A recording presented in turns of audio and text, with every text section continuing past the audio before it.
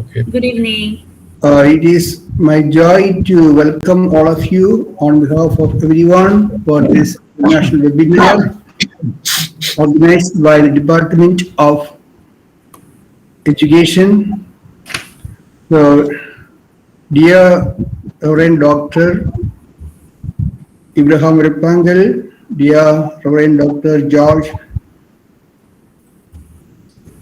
as resource persons, I'd like to address Dr. Immigrants, the head of the Department of Education, Reverend Father Shauriyappan, the Public Relations Officer of the Department, dear members of the faculty, and the students. We have this very important occasion of organizing a webinar on education system in United States of America. Today's program will be like this. The welcome address will be delivered by Dr. Immigrants, the head of the Department of Education, St.Joseph University, and the talk will be given by Reverend Dr. Rev.Fr.Dr. and Reverend Dr. George from the United States. And then the discussion will be moderated by Dr. Rondanglo W. Kitan, the first moderator of the Department of Education. And then the concluding words will be by Dr. Immigrants, the head of the Department of Philosophy, and the vote of thanks will be proposed by Ms. Kevisina Belho, the student representative. Education, as you know, is undergoing changes in an unexpected manner all over the world. Globalization is one of the processes of progress in education that makes us feel the imperative need to know about different education systems. And so we are here studying the education system in one of the most developed countries, and also in a country that has a education system. With this, I'd like to introduce to you Reverend Father Abraham Rupangal, who has been working in the States for the last 30 years in different capacities as a presenter of the Renew International at the national level of the United States of America. And he has been in FORDHAM University doing his research degree in education leadership. And he has a close link with Nagaland as he served in different places of Nagaland like Jaloki and Queen Mary's Mokachung. He is an able moderator and a counselor, and he worked also as a professor and counselor of theology and spiritual director in Orange Theological College, Shillong. Now he is the pastor and also enables hundreds of youth through different activities and motivates them to have behavioral changes. And he has his colleague, honored colleague, Reverend Father George, and I am sure he will be able to enlighten us together with Father Abraham of the great education system of the country for our knowledge. With this, I'd like to request Reverend Dr. Immigrants, head of the Department of Education, to propose the note of welcome. Dr. Immigrants, kindly take your time. Thank you, Father. Hello, everyone. Respected Chairperson, Rev.Fr.Dr. St.Joseph, resource persons, and the participants. I, on behalf of the organizing team of the Department of Education, St. Joseph University, would like to take this time to welcome each and every one of you to this international webinar on higher education in the United States of America. The internet has made things quite easy and convenient for educators as well as the learners around the world. Excuse me. All you need today is a computer or a mobile, an internet connection, and you can hold classes, discussions, and seminars anywhere in the world by connecting with people from all around the world in real time. Excuse me. I'm having a little fever, so kindly excuse me for that. We are so fortunate to have with us Rev.Fr.Dr. Abraham and Dr. George as our resource person. I want to welcome you both on behalf of the Department of Education, St. Joseph University. We are humbled and honored to have you. Thank you for accepting our invitation and for willingly joining us to share your thoughts, knowledge, and experiences on higher education system in USA. I would also like to welcome the faculties, students, and scholars. Thank you all for your presence. I am overwhelmed by your keen interest. The main purpose of conducting this webinar is to help the students attain new knowledge and skills that can supplement or complement their main field of study. And also, this webinar is a right platform, I should say, because it gives an opportunity to interact online virtually with subject experts like you all, which is in fact cost effective as well. So I believe through this webinar, we will all learn about the system of higher education in USA. We have read in books, but today we will hear from the two personalities with a huge knowledge and who are highly qualified and intellectuals, and also one of them is also a servant of God. It is said that every good conversation starts with a good listener. So let's all be a good listener. We will feel enriched with knowledge after completion of the webinar. I welcome you all once again and hope that you all will have a great time ahead. Thank you all. Okay. Thank you, Dr. Ingong Sunlalongjer. May God bless you. And I'd like to invite Rev. Dr. Abraham ORAPANKAL and Rev. Dr. George to take your time. Okay. Thank you. Thank you very much. Thank you for those introductions and welcome. You told that you're having a little fever and then, coughing. You will hear more of that coughing from our side also, because it is for us right now early morning. It's 7:30 in the morning here. So we are just getting out of our sleep.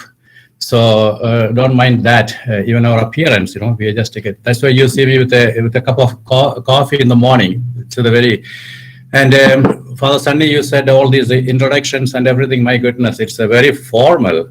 We are not used to formality. We call people by first name. No matter who you are, doctor, reverend, etc., we go by first name, So that's again another aspect of American education, American cultural life. So don't mind if I refer to Father Sunny as just Sunny.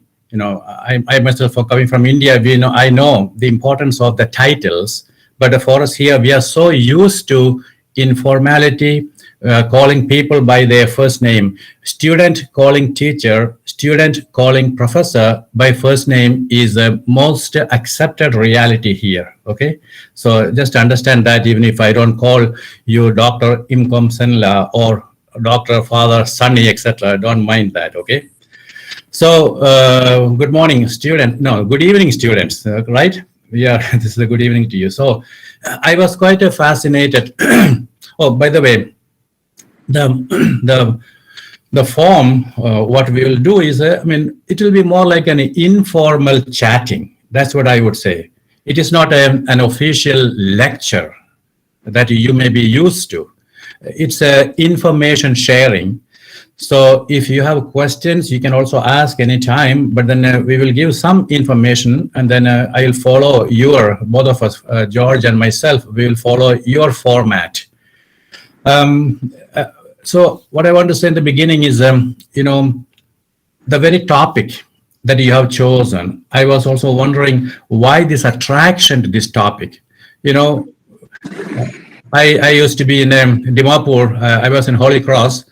When we go to the Hong Kong market, we always look for those made in China stuff, right? Those are the very familiar as well as a popular market there. So getting an education in America is also like a made in the USA stamp is given to us. So that is a kind of advantage, and made in the USA stamp has a great appeal, and that's why there is so much of a allurement and an attraction towards American education. It's drawing international students like a magnet. Why? Because I would say at least 3 reasons. Number 1, because of academic excellence. Number 2, professional as well as career opportunities. And number 3, personal growth. Okay, like a self-reliance, independence, etc., etc. So if you look at the first one, the academic growth, or opportunities, excellence. One of the main reasons is why lots of international students choose American education is because US education has the reputation especially for renowned higher degree and higher education programs. If you take the, name the 50 top universities in the world, you will find 50% of them are from America. And that's why you hear about Columbia University, Johns Hopkins University, Fordham University, Michigan State University, UCLA, Washington State University, Northeastern University, etc. All these are famous names that there are many more, So these top universities worldwide are recognized as really home or houses of universities of centers of learning and excellence. So academically, you can have lots of opportunities. Second, professional as well as career opportunity.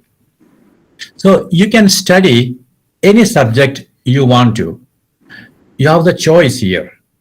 Even after 1 or 2 years, you can even change whatever department you are in, because according to your own experience, See, when I came here for doing my doctorate, first I tried to do doctorate from the theology department. Now, there was a lot of language requirement. I was an older person when I was sent here, and it was difficult for me to learn new languages. And I had to learn German as well as French. And I didn't want to spend a lot of time on that because I was sent here to get a degree, a doctorate, and then get back to Shillong to teach there. So I was in a mood of finishing the doctorate at the earliest and return. Now, because of that, I wanted to change, and there was no problem. After 1 year, I changed my the field itself to another department without any difficulty. So from theology department, I went into education department because they were offering a program in educational leadership, which I found was useful not only because the requirements did not include the language proficiencies like German, French, etc. But those it was an emerging field, educational leadership. So I was fascinated by that. So that's why I could change into that. So and therefore the flexibility in the program, and you can become who you want to be. You can become a professional and a career person, choosing whatever is to your heart. So those are some of the excellent opportunities. And third would be personal growth. As I said, self-reliance. For the amazing lectures. Now we will start the discussion. So for this, our speakers, Dr. ORAPANKAL and Dr. George Farrell will answer some question. So if you have any question or if you have some doubt to clarify, I would request the students to please leave a message in the chat box, or you may unmute and then you can ask the question. Yep.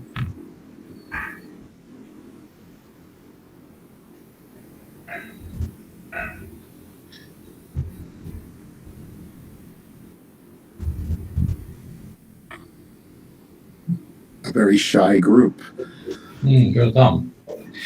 Just to keep in mind, what both of us shared are not exhaustive. There are so many other areas that we could talk about, but then we did not want to make it a kind of a lecture kind of thing. So we wanted to be much more interactive, Okay. Students, if you have any question, you can unmute them. Okay, we have one question from Rina Kumari. What are the issues confronting higher education in the United States? This is from Rina Kumari.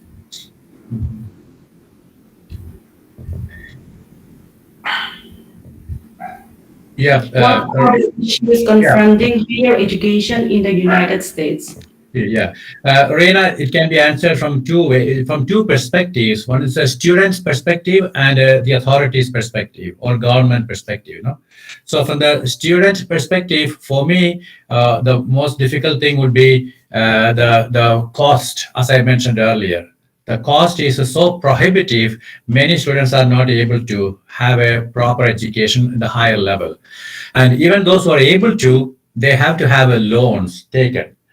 And by the time you graduate, every student in America is coming out of the university with a heavy burden of loan on their hands, and they have to start repaying this loan. So that is one major problem in the system itself. So that would be. I just want to highlight that. I don't know, George, you want to add something else? Somebody put in a question, for example, there is no age limitation. And, oh gosh, there was another question I missed when it came up. But, course of studies. There are certain courses in fields, but there are usually always opportunities to choose some other courses, especially on the bachelor's level. When you get to the graduate level, you have some freedom of your electives. However, it's going to probably be limited to the area in which you are studying. I would suspect those of you who are international students, if you decide to go to the US or anywhere else to study, the internet is going to be a big help as far as finding information out. Usually you can find the curriculum. You can find out what are the requirements. For example, when I was studying education, there were certain courses, you just had no option. You had to take it, whether it was philosophy of education, whether it was, I forget, that's 25 years ago I did that, or beyond, actually, I lied. But there are requirements, but there is always room for electives, but you'll find that in the bachelor's level, you have many more opportunities of what you may choose for your electives. Once you get to the graduate level, it still kind of has to be in your field. Does that make sense? Yeah, yeah.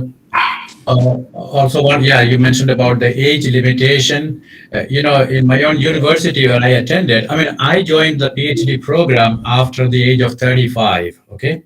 Now, in the university, there is a separate section or a department called College at 60, meaning for those who wish to take any degree after the age of 60, it's a possibility. So there is no limit at all. So even in a one class, even a bachelor's degree class, you will find usually people from a range of age groups. Why? See, you know what they call the empty nest syndrome, meaning parents who have their children, they graduated, they got married, left their home. Now the parents are by themselves. So some of them who never got a degree, but they always had a desire to have a degree, they would go for a degree at that time. So there is no age limit for attending any American university or for getting a degree. So that's again land of choice. The freedom is there, And, and another question. Yeah, okay, George. Somebody asked about how much vocational training we receive. Generally, not much anymore. There was a time in the high school setting you would maybe learn to cook, sew. Perhaps if you were so interested, they had classes for mechanics. That is not so common anymore. So if you would say the majority of Americans receive almost no vocational training unless they go for a vocational school. That's been the experience now. Mm-hmm. Another question is about how can an international student find out what academic subjects from their country are acceptable for a U.S. university? When you come over here, you have to have your transcript with you, and that transcript is different from the certificate. Okay, the degree certificate is not what is meant by the transcript. Transcript would be what are the subjects or topics or courses that you have taken in your university and how many hours and what is the grading. Now that will be submitted to an agency here and they would assess it to find out the equivalent degree achievement that you have here in America. Based on that, you will be advised whether that is whether that degree will be or those transcript will be fully accepted or partially accepted. If partially accepted, then you'll have to do some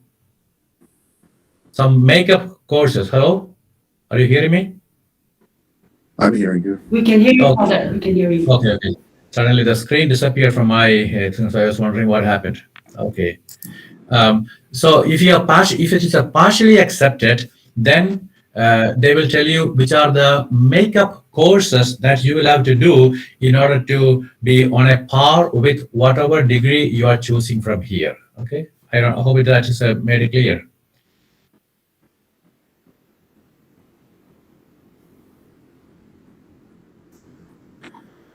I don't see any other questions yet. It's one question. Yeah, and a related question on that was how students can assess financing in higher education. Yeah, financing is a problem. Certainly, it's an issue. As I said earlier, many students take loans, and most students will also have a job while working, work and study, to support themselves. So either part-time work, or some will, if it's a higher degree, they will also have a full-time work, Then there is what we call grants as well as loans. Loan must be returned, but a grant, you don't need to return. If you're lucky to get a grant, like a Fulbright foreign student program, these are prestigious scholarships to international students who would want to pursue a master's or a PhD degree in the United States. Now, if you get a Fulbright foreign student program, then that particular grant will fund your tuition, your airfare to come here, your stipend for living expenses, also for your health insurance. All these will be taken care of by that. So there are different agencies that will provide you with the information about the getting scholarships. There are so many of these. I can send you some of those resources like a jlvcollegecounseling.com. If you go there, there are lots of opportunities for foreign students or international students to avail these grant opportunities with certain conditions, restrictions, etc. You have to really work on that, So One question that I noticed came up is, do you need a visa to study in the US? And the truth, yes, you need a visa to study, to come as a student, but you also need another visa if you're going to work. When you come on a student visa, that does not actually allow you to work. So you have to get a separate visa, or I didn't say this out loud, you work under the table, some people would say, which is illegal. People are getting, in other words, and those are not usually good paying jobs anyway, but there are people who will do things like that. But you shouldn't do that, because if you get caught, you could get thrown out. So it's not worth jeopardizing your education. But you do need a visa for each of those. There was another question I saw, and I missed part of it, about vocational. yeah, just to add to what George said, to work under the table means when your pay is given to you, when your salary is given to you, it will not be paid as a check. Because here every salary is by check only, not in cash. And therefore, paying under the table means you are receiving cash, which is not legal. And I know that I myself know there are many Indians working under the table by receiving cash payment, as long as they, like George said, as long as they are not caught, it's okay. So they can survive, So because of the visa requirement. But even with the M1 or H1, some of these visas, student visas, some campuses will allow you to work in the campus. That's true, yes. Yeah, some will allow you to work in the campus. So therefore, that is legitimate, that is legal, that is acceptable. So there are lots of these opportunities that you can have within the university itself. And they are open to helping people within the legal limits,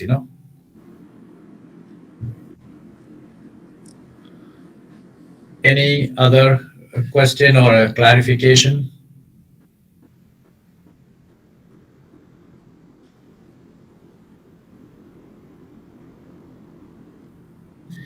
One question we didn't address was, Kevin, you have asked, do students have to study a fixed set of subjects, or can they individually form their major? George, you want to go on that? Generally, if you have a major, there are certain subjects that are fixed. There's no way around them. But let's say for a master's, what is it now, about 25 classes by the time you're done. But there will be some choices, what we call electives,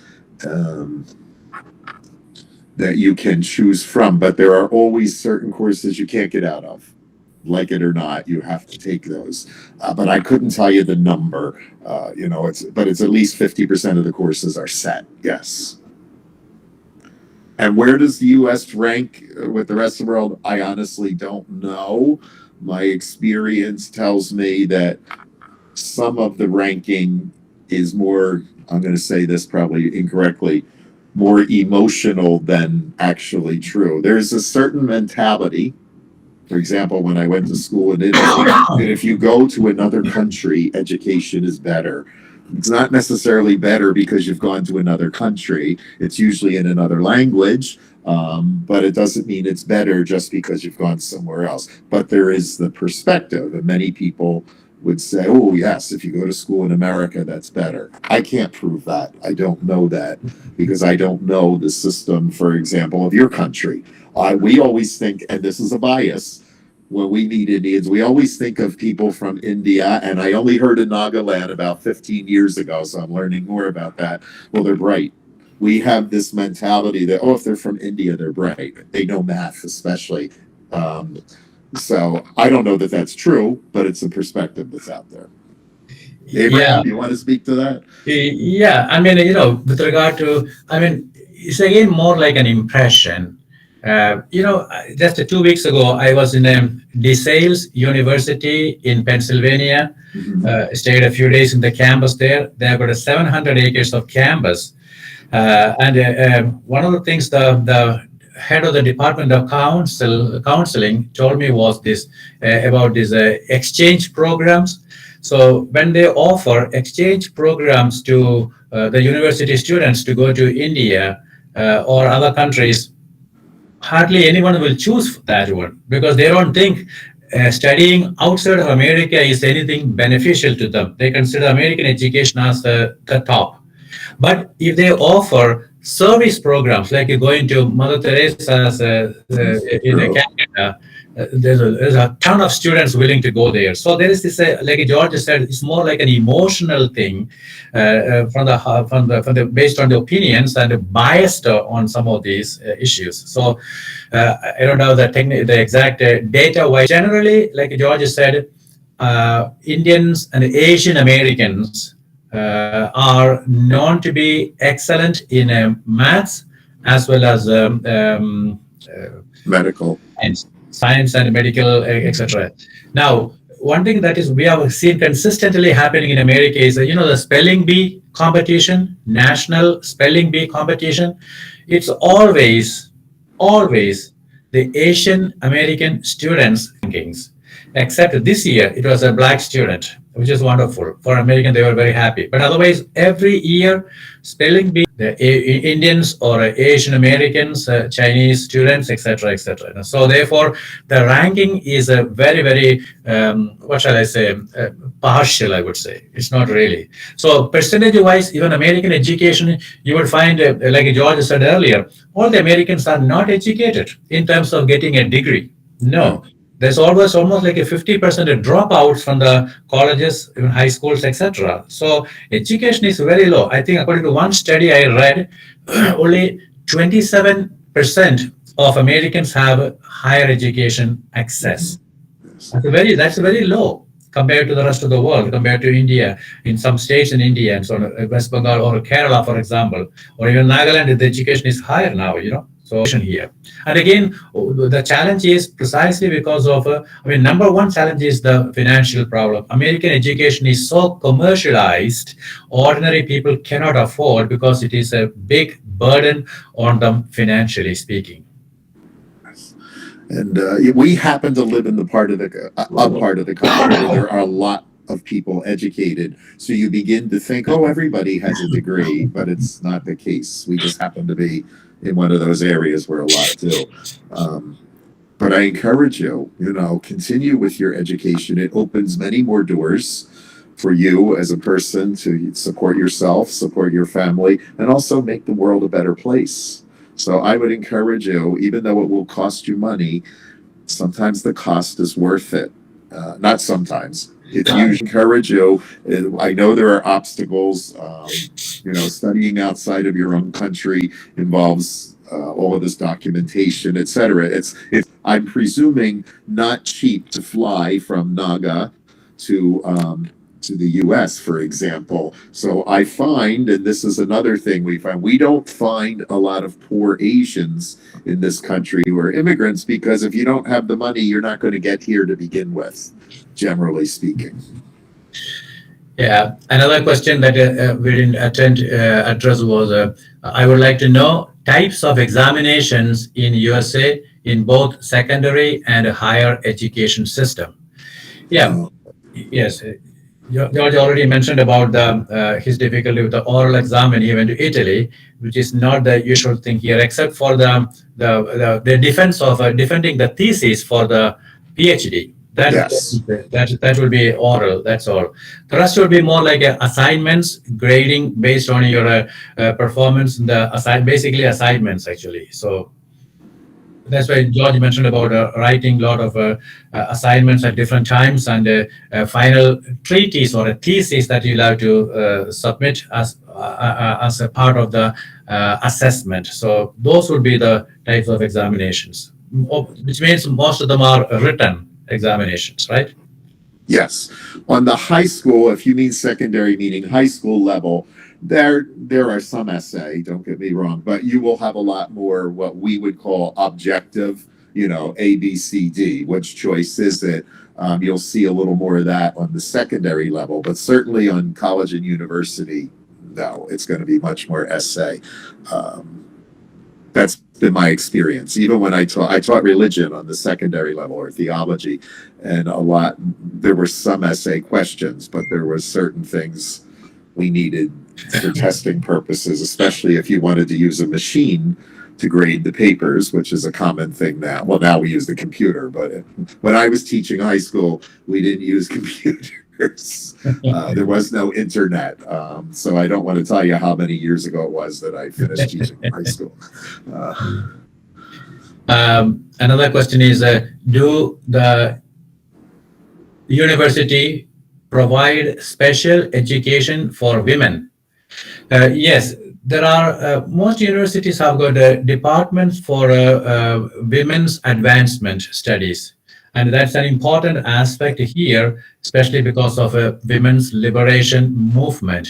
And there are many prominent women in education geared towards this. So therefore, special attention is given to women's education in a special way. Yep.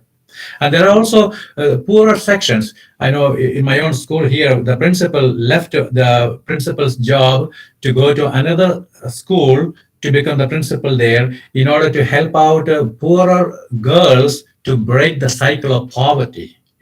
So therefore, both the liberative aspect is possible through education and focus on women. There are still a number of single-sex colleges, though, and universities, though they're becoming less and less. But the ones that I'm more aware of tend to be all-female schools, too. And there's pros and cons to unisex schools, I realize that. But the single-sex female schools really produce a lot of great women leaders. That's been my experience. Yeah. Special children. There is education for special children, but I'm more aware of that on the elementary and the secondary level. I haven't seen, there are, at least in the United States, we have regulations, so there has to be availability and accommodation. So certainly on the college level, there may be, for example, a longer period for testing for somebody who would need that than what would be the normal class time. I don't know all the ins and outs of that off the top of my head, but yes, there are accommodations that are made even for physical disabilities now. There has to be, you can't say, well, your class on the second floor, so you can't go. There is no such thing as that. There are accommodations made, whether it's elevators or whether it's the classes moved to a first floor or something of that sort. Yeah, that's an important question because see, it's again the cultural mindset that is coming. See, here in America, any special ed child would be given special attention. They've got a special formation, there are special facilities, etc. for two reasons. One is to enable the student to achieve, to have self-confidence that he or she can do whatever she wants to do despite the physical limitation or special needs. Second, culturally, everyone respects these special ed children. There is no looking down upon them. There is no putting them down. There is no partiality, and there's also a sense of respect. So that's why access to even the physical access, even to churches, shopping malls, anywhere you go, the physical access is a must. It's a legal part of that. So because of that, what happens, even when a special ed student reaches the college level, he's confident, she is confident that she can be part of the general community, and so therefore they are also integrated into the community itself, So they are not treated separate because they can achieve what they want. So, which is not the case in India. If you are a special need child, very often they are looked down upon, they are bullied. Many things are happening in India, we know very well, right? So that kind of respect is yet to come more in Indian situation, or even whether it is Nagaland or anywhere, it's the same story. Another question. In the near future, if the government of India has completely changed the system of higher education and implemented the system of US higher education, what will be the benefits to the Indian students? For me, again, the first benefit would be financial. If the American education system is implemented there, financially, it is cheaper still to study in India in terms of living costs, fees, etc., etc. That would be the first thing. But then again, the downside of that would be losing out on the American experience, especially the campus life, the cultural life, etc. So that would be something that you'll be missing if you have a desire to migrate to America to have a job here, etc. So that would be in a very nutshell. That would be my answer.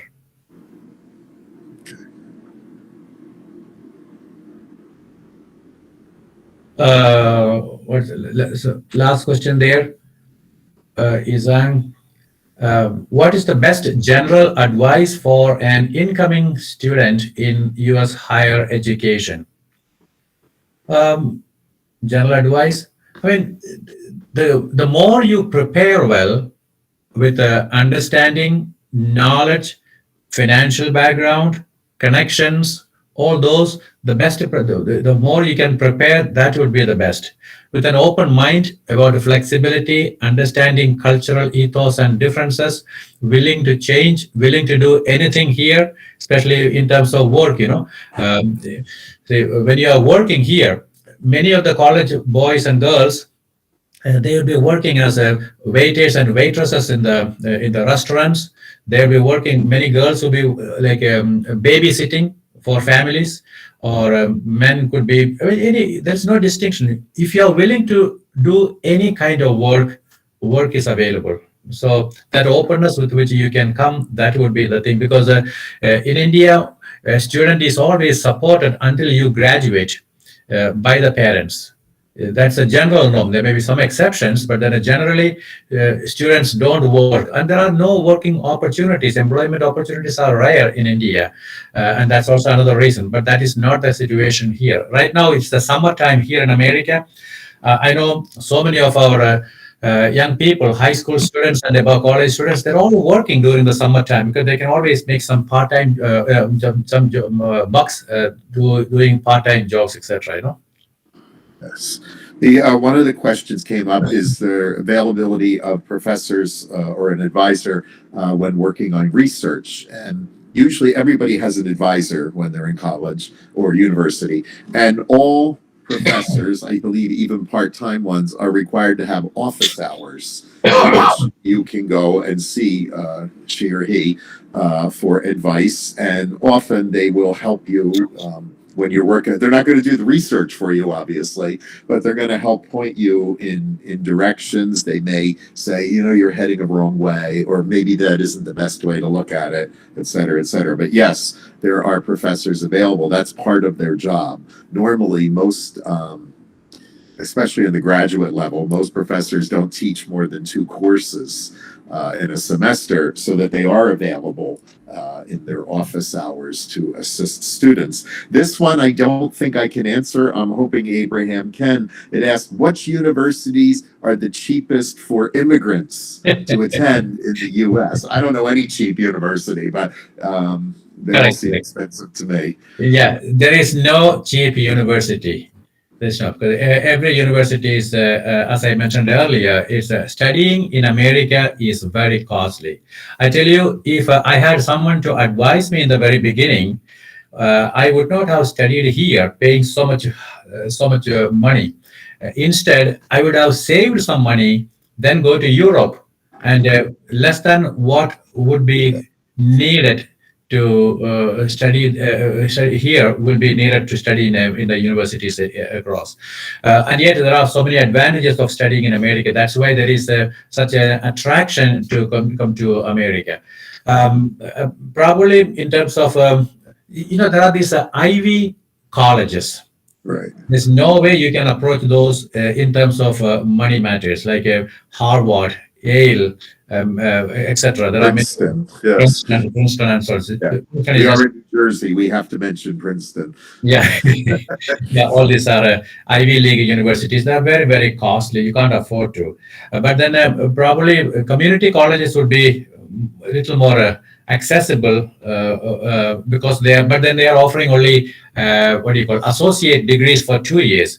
But Right. with the associate degrees, you can easily transfer to the major universities. So that's another advantage. So if you have a difficulty with regard to finance, join a community college for a lower fees or lower cost, and then within 2 years you'll be able to stand on your own 2 feet, and then you'll be able to move on to other universities. Exactly. But if you're coming here because you want to work on a graduate degree, community college is not an option because that's only on the bachelor's level.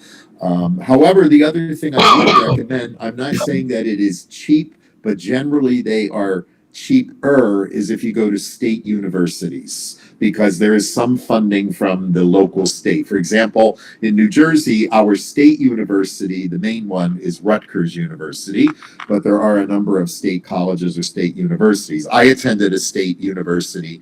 At the time, it was college, Stockton State College, and you're like, who the heck is Stockton? He was one of the signers of the Declaration of Independence. That's the only reason his name became famous. Is there government funding with that? Yes, there is some government funding on the state level, especially when it comes to state universities or state colleges. But there are also within the state system some that are just cost prohibitive and some that are a little more medium level, if you will. And also, if you live on campus as opposed to living off of campus, will affect your costs. But I don't know the process, so I don't want to make up a process because I would be just making up a story. Maybe you know better, Abraham. Yeah, there are lots of funding opportunities, but as you mentioned, George, these are primarily for U.S. citizens. So that's a kind of a requirement to apply for those. But there are other funding possibilities for international students through other different agencies. That's why, as I mentioned earlier, some of these I can send you some information to Father Sunny about it. There are some what do you call website that will help you with that. There are links I can send you. There are, but they are more limited in comparison to other funding opportunities for U.S. students or U.S. citizens. So that's one big problem here.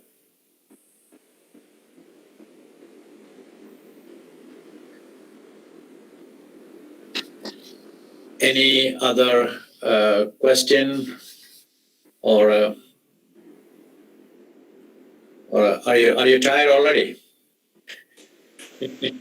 Well, it has been over an hour. They're probably tired of listening to us speak a lot. Right. It's evening where you are, correct? Right. It's a 5:30, 6 o'clock right now for you. Right? 6 plus. We have one question here from Wadi Kafo. What is the structure of higher education in the USA? The structure of higher education in the USA.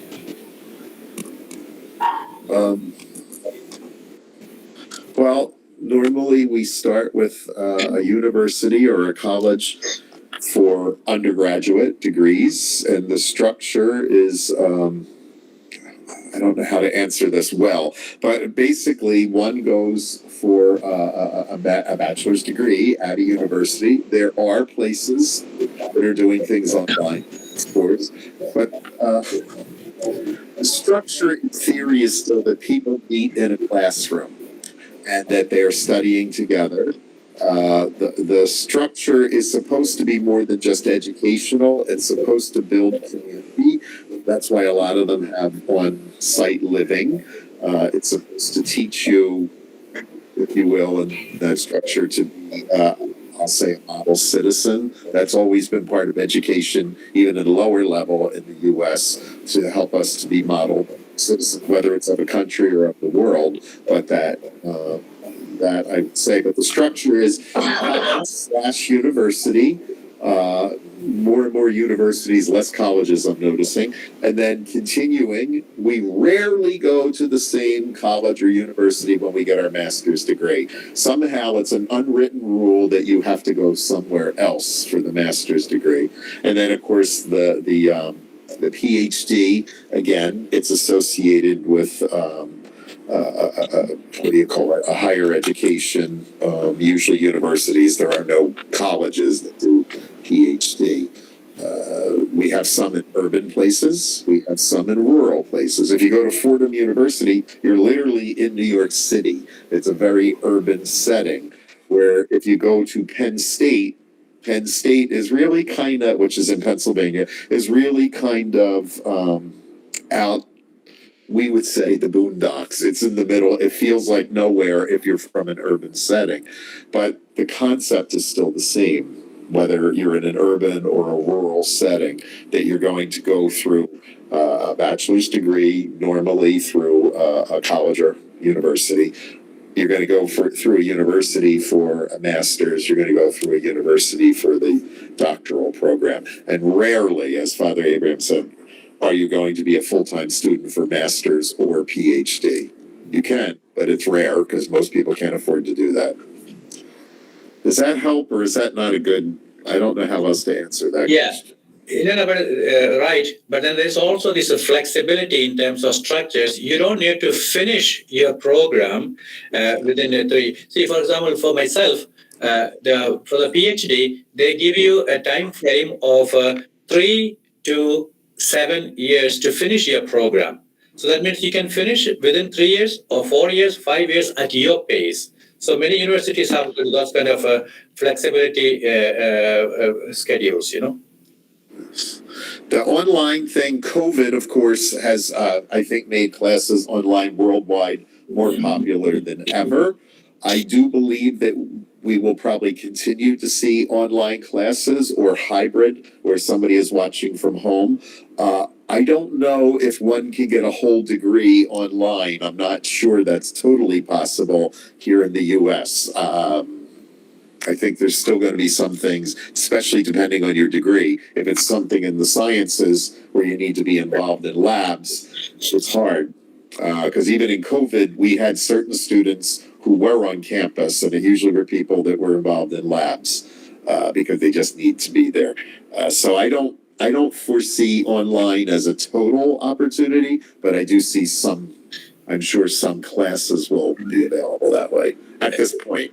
Right. Online degrees were available even before the COVID in select universities like Kettler's and one or two other universities, only for limited subjects, Right. majors like humanities, liberal arts, etc., which don't need in-person classes, which don't need labs and research projects, etc. So therefore, some of the, in a very limited way, online degrees were available, and they will continue to be. But then, like George said already, that's not a possibility because the in-person presence is needed for group discussions, sharings, or also for technology-related or chemistry, other science-related subjects, and so that needs a lot of what you call lab experiments.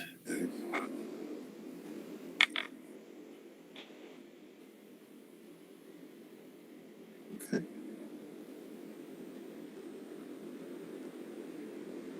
So. Okay, Rantonglo, what do you say? Enough for the questions? Further, there's no question left.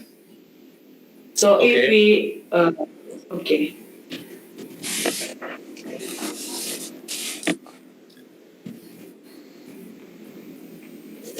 All right. So thank you again, Father Abraham and then Dr. Josh Farrell for answering those questions and clarifying your thoughts. It was a pleasure having you here with us. And also, to conclude this discussion, I once again thank all the participants here for your active participation. We hope that you have learned and benefited from this amazing webinar. Thank you so much, Father and Dr. George Farrell. Thank you. Indeed, it's very enriching and we have learned a lot from you. Thank you so much. Over Thank to you. you, Father. Yeah, maybe I hope many of you will be coming here so you can meet both of us, okay? Yes. Yes, Father. We'll have this kind of webinar again. We will be very happy to have you here again, Father. Okay, all right. Thank you so much. Thank you. Okay, thank you. May I invite Dr. Ingum Naro to give the concluding words? Oh. Okay. Good evening. Thank you for the time. Yes, I would like to.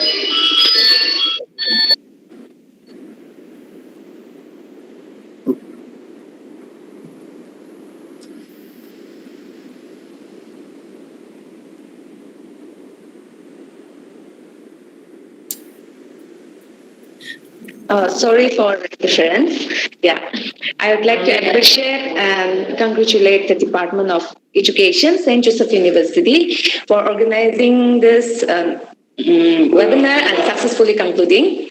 Thank you, Father Abraham and George Farrell, though the time zone is totally different, but you guys have plugged in and made us available yourself here, and then engaging us with a detailed discussion on education system in the United States of America. That was really an interesting discussion, I should say.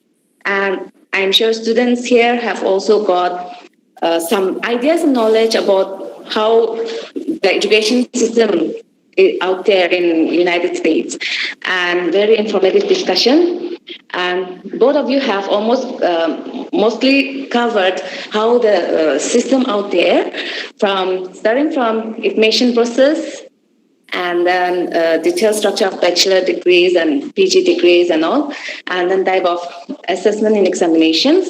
And one thing I have found the similarities with our system here in St. Joseph University is the PG students, they still do MCQ questions during the end semester exam, which George Farrell has said that in higher secondary they do it, and then mostly the PG students, they are concentrating on AC type. But here the PG students, they have to attend 50 MCQ questions by the end semester exam. So that is something a little bit different that I have heard it. And even what Father Abraham have said is that, like PhDs or assessment, still the students here also they used to have a lot of assignment assessments here. In every subject they have this assignment assessments.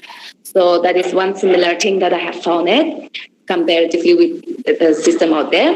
And then even here in India also, the PhD, defending of PhD, and like if the courses of PhD have to be joined, then by 3 to 6 years, they gave the time duration. So that is some similarities. So thank you. Both of you have covered almost every area. Yeah. Special attention given to women education, and then special needs child are given special attention. So yeah, something very informative. I'm sure the students here have also, if they wanted to go and pursue for further studies there in America, I'm sure they have learned something out of it. So very informative session. Thank you. Overall, that was a successful webinar, and I'm sure in the near future you will come and share with us more about it in such kind of platform. Thank you so much. Thank you. Thank you very much, and good night to all of you, and good morning to both of us. Yes. Take care. I think we can all have a photo together. Oh, wow. I'd like to request all the students to unmute and then keep the video on. Oh, wow. After this, there will be a vote of thanks from Ms. Kavisina Belho. Oh, it's not yet over. Okay. All right, no problem. Please, students, please turn on your cameras.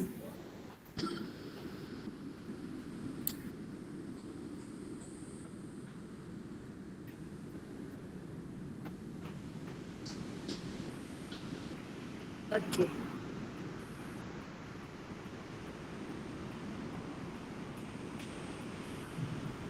Thank you all. Yeah. Thank you, Mom. I'd like to request Ms. Kivisino Belho to take her turn. Thank you, Father Sunny. First of all, I would like to thank our Lord God Almighty for keeping us safe and sound even during these unprecedented times. It's an honor to have been asked to offer a vote of thanks on the international webinar, St. Joseph University Department of Education. On behalf of the entire management group here, I am very hearty gratitude to all the speakers for sharing their graceful words with us in today's webinar. I take this occurrence to thank Dr. Abraham ORAPANKAL and Dr. George for sparing both of your valuable time and services for us. I believe and I know that all the participants are highly inspired by your sparkling words and having a healthy discussions. I must remark a proficient sense of gratefulness to all of our guests for sharing with us some of the finest management practices in USA. I would also like to thank our respected teachers for their leading supervisions at every point of time. Well, it's not happiness that brings us gratitude. It's gratitude that brings us happiness. So I'm truly grateful to each and every participant.